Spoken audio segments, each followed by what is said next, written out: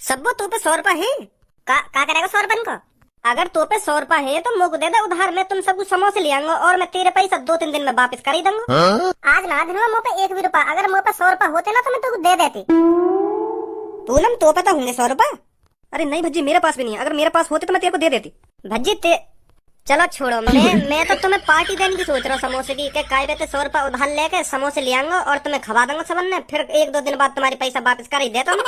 पर क्या करो जा, अब तुम्हारे पास 100 रुपए है ही ना। माधर चोद, देखो तो सही क्या चालाक की गाड़ बनना है। खवाता तो हमें 100 रुपए के समोसे।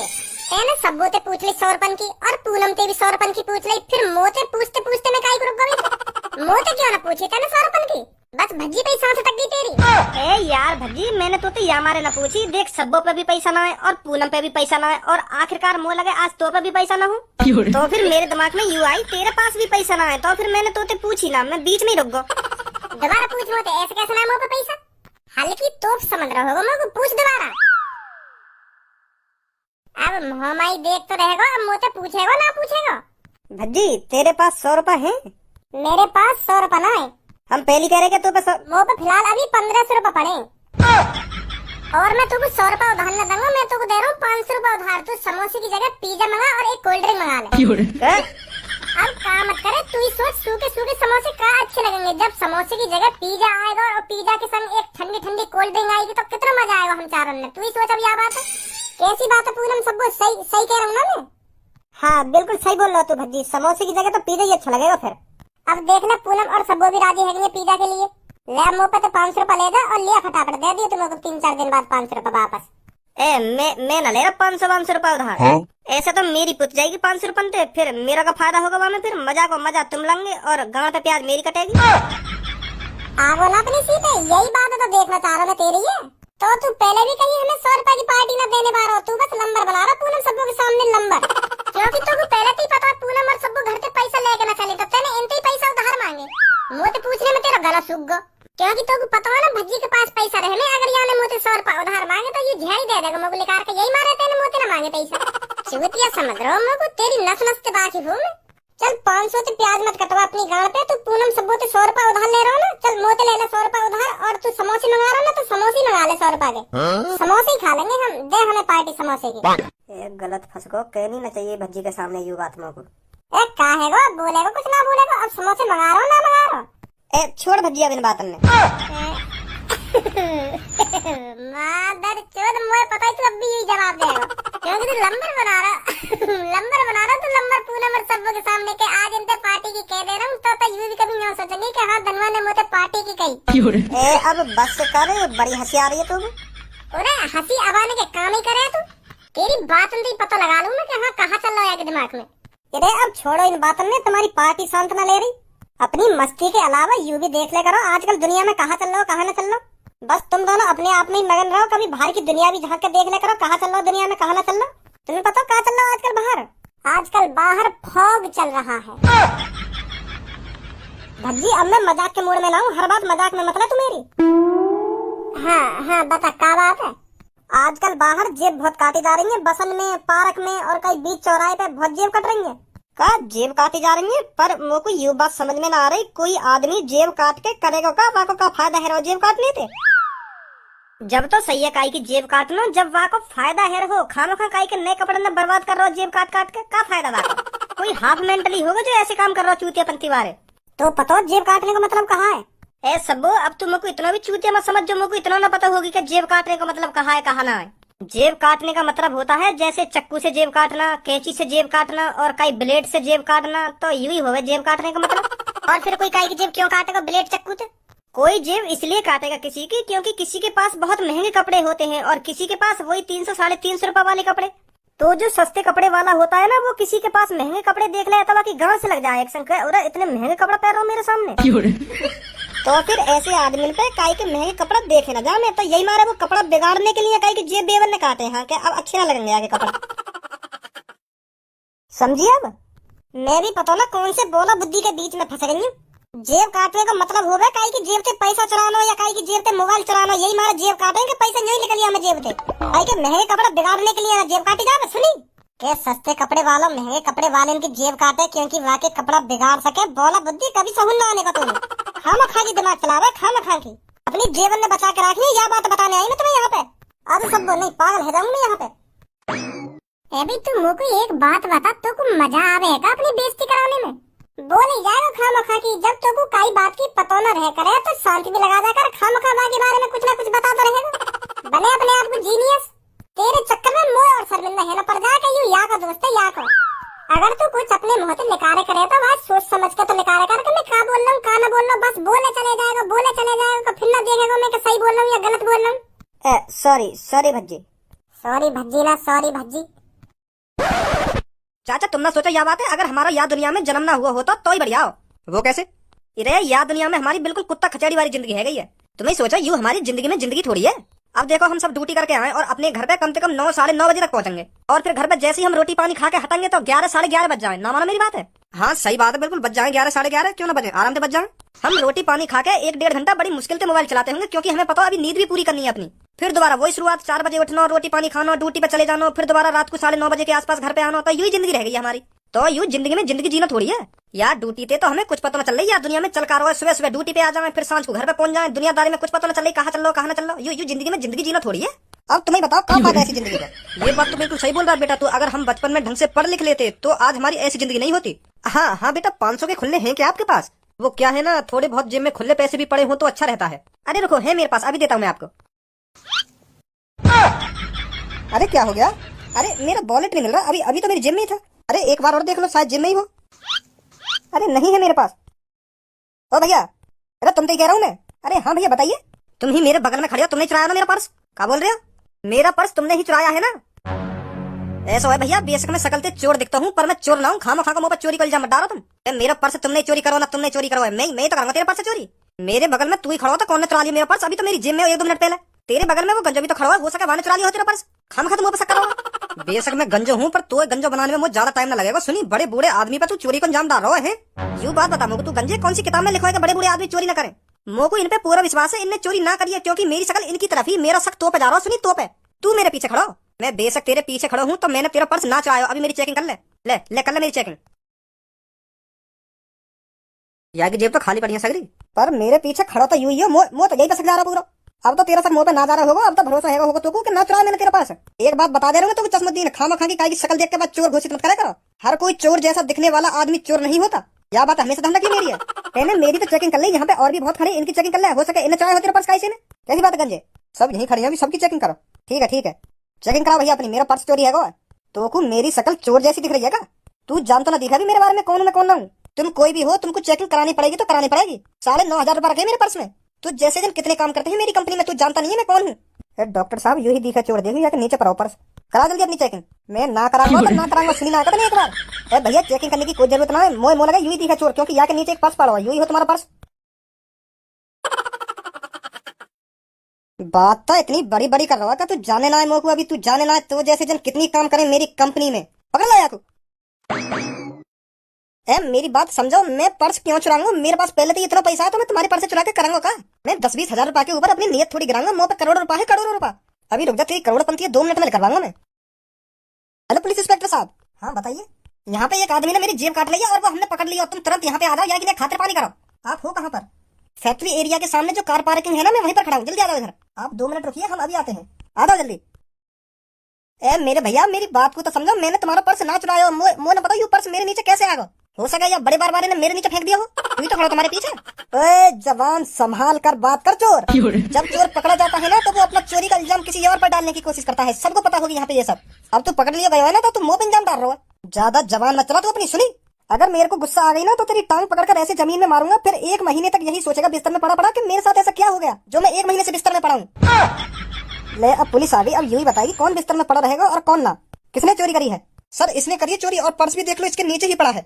जब हमने सबकी तलाशी लेना चालू किया होगा ना तो इसने नीचे फेंक दिया होगा। ओए सच सच बता दे, तूने ही चुराया ना पर्स? सर मैंने नहीं चुराया पर्स। ऐसे नहीं बताएगा तू। ले चलो इसको थाने। ले चलो, मैं तो खुशी खुशी चलूंगा। जब मैंने चोरी ना करी है तो मैं क्यों डरूं। चलो कहाँ लेकर चलिए मेरे को। आजा फिर तेरे को थाने में ही बताते हैं। सही है, बच को आज ने गांड पे डंडा बाज के पुलिस के हाथों। बेचारा वो फंसवा दिया पर मैंने।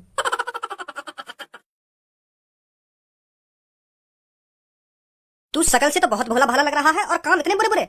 तू ये बता आज तक कितनों की जेब काटी है तूने? अरे पुलिस इंस्पेक्टर साहब, मैंने काई की जेब ना काटी है, तुम्हें गलत फहमी है रही है, गलत फहमी। अच्छा, हमको गलत फहमी हो रही है, और तू खुलेआम जब लोगों ने पकड़ा था चोरी करते हुए, तुम समझ क्यों आ रहा है मेरी बात है? उनने मुंह को चोरी करते हुए ना पकड़ो, बस मेरे नीचे पर्स पड़ा हुआ देख लो तो मुंह पर चोरी को इल्जाम डाल दिया उनने। अब मान लो पर्स और कहीं ने चुराया और वहां ने चुरा के कहीं और के नीचे डाल दिया, तो चोर वो थोड़ी है जाएगा जो उनके नीचे पर्स पड़ा हुआ है। चोर तो वही मानो जाएगा ना जो ने पर्स काई की जेब में से निकालो है। उनमें तो काई ने मेरे नीचे पर्स डाल दिया और लोग बाहर उनको लगने लगा कि मैंने चोरी करी है। तुम अभी जानते नहीं हो मेरा बैकग्राउंड क्या है। तेरा बैकग्राउंड मुंह को लगे तुम यहाँ शहर में नए दिखो, यही मारे तुम्हें पता ना चले मैं कौन कौन ना हूँ। अरे यही मारे तो हम तोते पूछ रहे हैं तू कौन है और कहाँ है तेरा बैकग्राउंड। मैं इस शहर का सबसे अमीर बिजनेसमैन आदमी हूँ। अच्छा, तो यू बात है, तुम यह शहर के सबसे बड़े बिजनेसमैन आदमी हो। यस, तो तुम यह शहर के सबसे बड़े बिजनेसमैन आदमी हो, तो तुम पे यह शहर में सबसे ज्यादा पैसा होगा। यस, तो तुमको जेब काटने की क्या जरूरत पड़ गई? बिजनेसमैन आदमी जेब कतरा होते होंगे। अरे भाई, मैंने जेब ना काटी, तुम मेरी एक बार घर पे बात कराओ, अभी पता चल जाएगी तुम्हें कौन मैं कौन ना हूँ। मेरे लड़का पे कॉल मिलाओ एक बार, इसके फोन से इसके लड़के पर कॉल मिलाओ। तेरे लड़के का किस नाम से सेव नंबर? भज्जी डॉन का भज्जी डॉन? वो कहा है ना मेरा लड़का काम ही ऐसे करे, तो यही मारे मैंने बाकी नाम के पीछे डॉन लगा दिया। चल मिला इसके लड़के पर कॉल जाकर। कैसे कहूँ इश्क में तेरे कितना हूँ बेताब मैं, रात को घर पर बुला कर करूँ अपनी पूरी ख्वाहिश में। मेरे कॉन्डम है हाथ में, यारा अब जरा नीचे झुको, मैं जो जी रहा हूँ। अब कौन कॉल कर रहे हो इतनी रात में? हेलो, हाँ पापा। अरे मैं तेरा पापा नहीं बोल रहा हूँ, मैं पुलिस स्टेशन से बात कर रहा हूँ।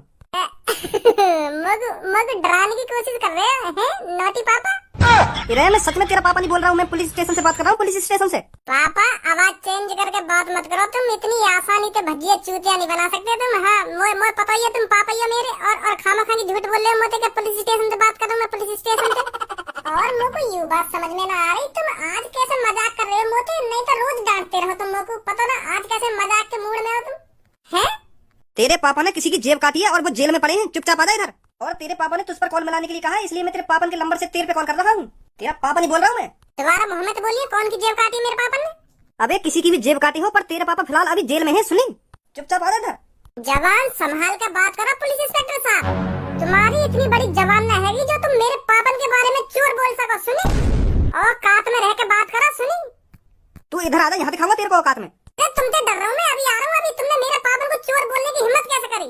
खड़े खड़े तुम्हारे थाने खरीद देंगे मेरे पापा। सुनी, अभी आ रहा हूँ मैं 5 मिनट में, तुम्हें अभी बताऊंगा मेरे पापन की औकात कितनी बड़ी है, और तुमने मेरे पापन ने जेल में डालने की हिम्मत कैसे कर दी? का है भज्जी? पुलिस वाले मेरे पापन पे चोरी को इल्जाम डाल रहे हैं। चोरी को बताओ, पापा चोरी करेंगे हमारे? तो लग रहा है मेरे पापा चोरी करेंगे इतना पैसा होने के बावजूद भी? इतनी बड़ी बात है कि इतने में तो तेरे पापा ने वहाँ पे भूचा ला देना चाहिए। इतनी तो ढीठ ना मेरे पापा, अब मुंह दिखानी पड़ेगी अपनी ढीठपंती।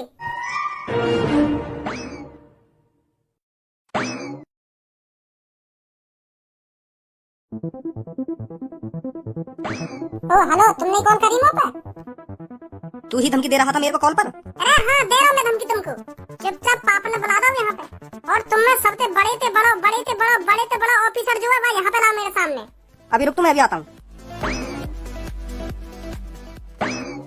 हेलो सर, इसका लड़का है 2 आदमियों को साथ लेकर, आपको बुला रहा है।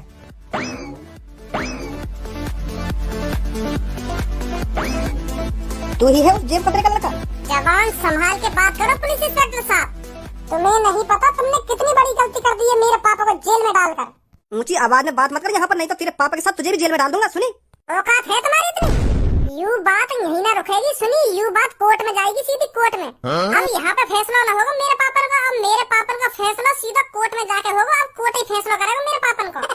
बूढ़े बाहर पड़ गए या वर्दी में, फिर भी इतनी बुद्धि ना आई। शकल देख के आदमी ना पहचाना जा रहा चोर कौन हो सके कौन ना हो सके। डाल दिए मेरे पापा जेल में लाके। तुमने जितना पूरी जिंदगी में पैसा कमाया हो ना, मेरे पापा 5-6 दिन में इतना पैसा कमा ले। सुनी, और तुम मेरे पापा ने चोर बता रहे हो? कोर्ट में जाएगी ये बात। और यूं मेरे पापा की जन्म कुंडली, मेरे पापा कौन है, का करे का ना करे, सब या में या बक्सा में। दिखाओ जरा। ना दिखाया जाएगा। अब तो ये बक्सा सीधा कोर्ट में जाके खुलेगा। मेरे पापा ने तुमसे खूब कही होगी कि तुम्हें कोई गलतफहमी है गई है, मैं चोर ना हूँ, चोर कोई और है। पर तुमने यूं बात ना मानी। तुमने मेरे पापा चोर साबित कर दिए तो कर दिए, अब तुम्हें मेरे पापन को कोर्ट में भी चोर साबित करना पड़ेगा। वकील साहब, वह कागज पेन के अंगूठा लगवाओ। कौन सा कागज और कौन सा अंगूठा? एक कोरे कागज पर वकील साहब साफ साफ लिखकर लाएं कि पुलिस वाले भज्जी के पापन को अगर चोर साबित कर देते हैं तो भज्जी के पापन के पास जितनी भी संपत्ति है अरबों रुपए की, वो सब इन पुलिस वालों के नाम कर दी जाएगी।